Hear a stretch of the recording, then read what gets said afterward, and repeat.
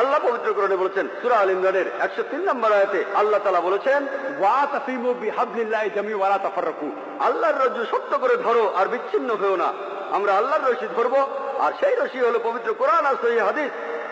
আল্লাহ কোরআনে বলছেন সূরা আল আনামের 159 নম্বর আয়াতে উল্লেখ আছে, যারা দিন সম্বন্ধে নানা মতের সৃষ্টি করেছে, হে রাসূল তাদের দায়িত্ব তোমার নয়। ইসলাম ধর্মে বিভিন্ন দল আর মত তৈরি করা এটা নিষিদ্ধ, এটা হারাম।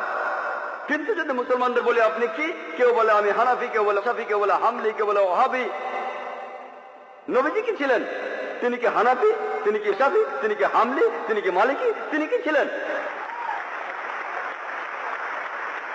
তিনি মুসলিম ছিলেন।